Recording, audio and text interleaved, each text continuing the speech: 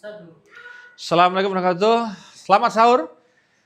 Kali ini kita masih di edisi istri-istri Nabi. Ada salah satu istri Nabi yang ada yang kenal, ada yang kurang begitu mengenal. Kita sebut dengan Maria Al-Qibtiyah. Secara fisik, wah, beliau ini sangat istimewa. Bahkan Siti Aisyah meriwayatkan dalam hadis, aku tidak pernah cemburu pada semua istri-istri Rasulullah kecuali dengan Maria Al-Qibtiyah. Wah, jadi Aisyah baper. Kalau sudah bicara Maria Al-Qibtiyah, Aisyah paling baper. Karena dia sudah bahasa kasarnya kalah segala-galanya dalam konteks apa ya tertentu ya. Kalau dalam konteks riwayat hadis paling bagus lah, gitu kan. Jadi ini beliau waktu itu dengan Maria Al-Qibtiyah ini sejarahnya begini. Jadi ketika Rasulullah sudah dalam posisi agak stabil, sudah jarang ada peperangan, perang besar sudah dilalui, Rasulullah kemudian ingin berdakwah.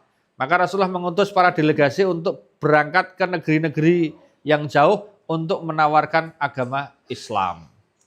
Maka salah satu yang ditawari adalah Raja Mesir.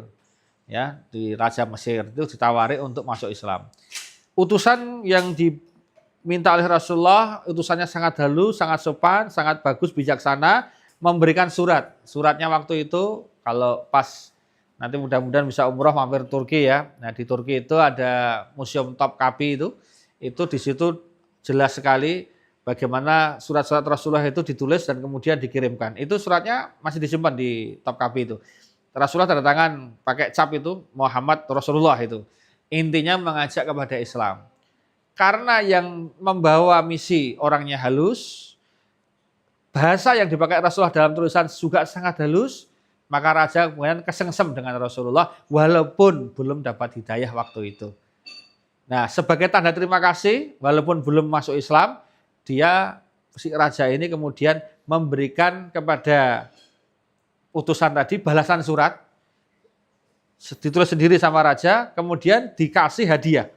Hadiah pertama yang dibawa adalah ada kuda, ada keledai dibawa. Ya, dibawakan untuk Rasulullah dan ditambah 2 budak perempuan, ya. Budak perempuan. Yang pertama namanya kakaknya namanya Sirin. Yang kedua adiknya namanya Maria Al-Qibtiyah.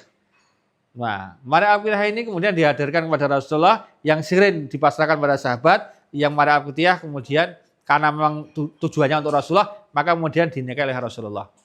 Maria Al-Qibtiyah ini mau masuk Islam, alhamdulillah. Secara fisik ini paling cantik di antara istri-istri yang lain. Sudah cantik, putih, rambutnya keriting, ya, berombak, kemudian matanya biru.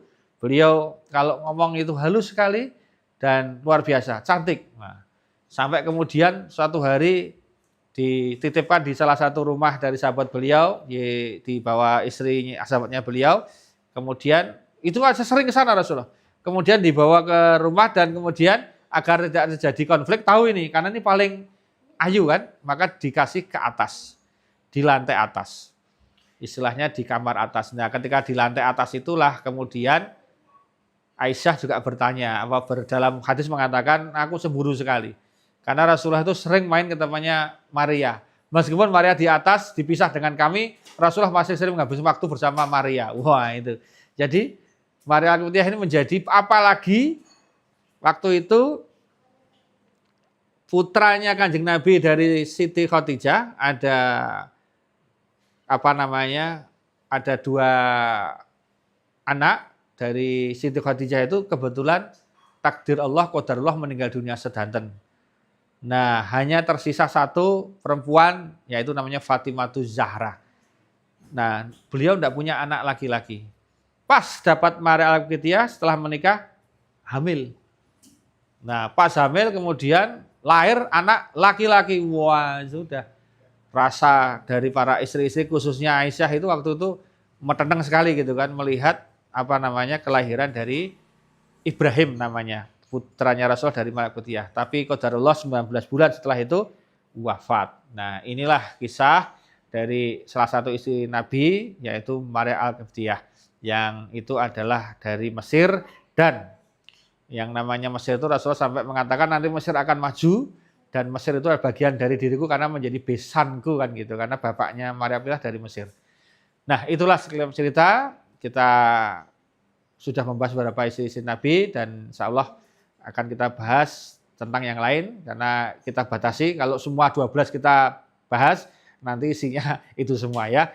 Tapi setidaknya kita memberikan informasi bahwa itulah beberapa hikmah di balik-balik itu semua bahwa Rasulullah itu tidak menginginkan tetapi diberi.